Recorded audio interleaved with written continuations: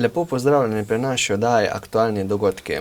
Danes imamo z nami gostjo Nastjo Stane, dobitnico Tomaževe nagrade za njeno magistrsko nalogo Razširjenost izkušnje spletnega groominga in povezava s samopodobo mladostnikov. Nastja, lepo pozdravljena. Zdravo, hvala za povabilo.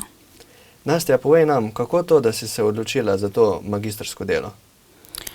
Za to temo sem se v bistvu odločila čisto po naključju, ker sem si pri enem seminarju zbrala podobno temo, potem pa sem po pregledu, kakšna je kaj literatura na tem področju v Sloveniji, ugotovila, da imamo manko raziskav in sem se potem jaz odločila, da bom pa jaz to malo raziskvala.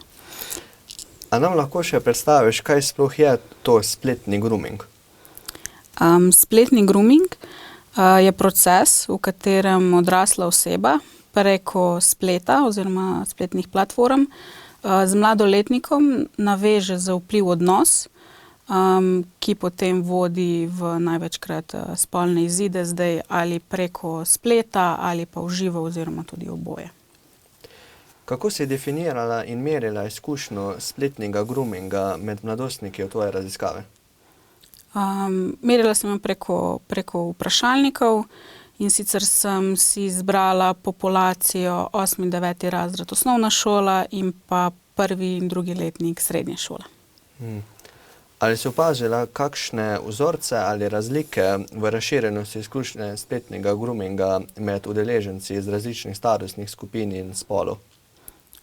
Glede na spol se je izkazalo, da so dekleta poročala o večjih oziroma pogostejši izkušnji spletnega groominga kot fantje. Glede na starost sem pa svoj vzorec razdelila, in sicer sem postavila mejo 15 let, ki je po Slovenskem kazenskem zakoniku meja, pri kateri lahko mladoletna oseba privoli v spolni odnos. In sicer se je potem v moji raziskavi izkazalo, da mladostniki starejši od 15 let so poročali o več izkušnjah spletnega groominga kot mlajši mladostniki, se pravi pod 15 let. Pri tvoji raziskavi je sodelovalo ogromno število udeležencev, čez 900. Kako ti je uspelo dobiti toliko udeležencev? V bistvu čisto po naključju, ker je bil predviden vzorec veliko manjši, ampak žal ni bilo odziva in sem se bila potem primorana znajti in kontaktirati več osnovnih in pa srednjih šol in na koncu se je tak lep vzorec prišel ven. Kakšna je bila pa povezava med izkušnjo spletnega groominga in samopodobo mladostnikov v raziskavi?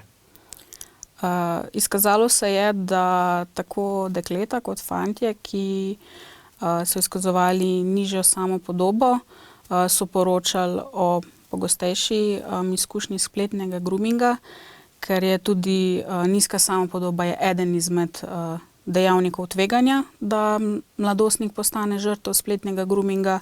Med dejavnike tveganja pa poleg nizke samopodobe sodijo tudi nespodbudno družinsko okolje, medvrstniško nasilje, tudi dekleta so večkrat oziroma pogosteje žrtev spletnega groominga, tudi spolna orientacija je po nekaterih raziskavah večji dejavnik tveganja.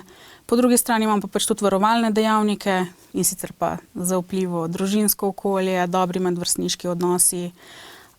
Je pa res, da eden glavnih tako dejavnikov tveganja kot varovalnih dejavnikov je v bistvu prav uporaba spleta. In sicer tvegana uporaba spleta je velik dejavnik tveganja, medtem ko pa odgovorna uporaba spleta je pa velik varovalni dejavnik in lahko tudi zelo preprečuje, da do takih situacij ne prihaja. Kako bi pa lahko rezultate tvoje raziskave uporabili v praksi? Prva je definitivno informiranje, da se sploh seznanimo, kaj sploh je spletni grooming, kako do tega pride.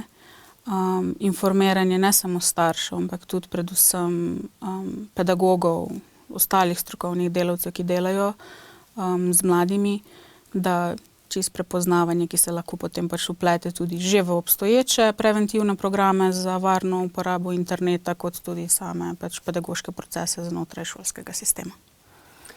Nastja, lepo se ti zahvaljujem, da si bila danes z nami in nam predstavila svojo magistrsko nalogo. Zahvaljujem se tudi vam, da ste bili danes z nami in se vidimo prihodnjič. Lepo pozdravljeni.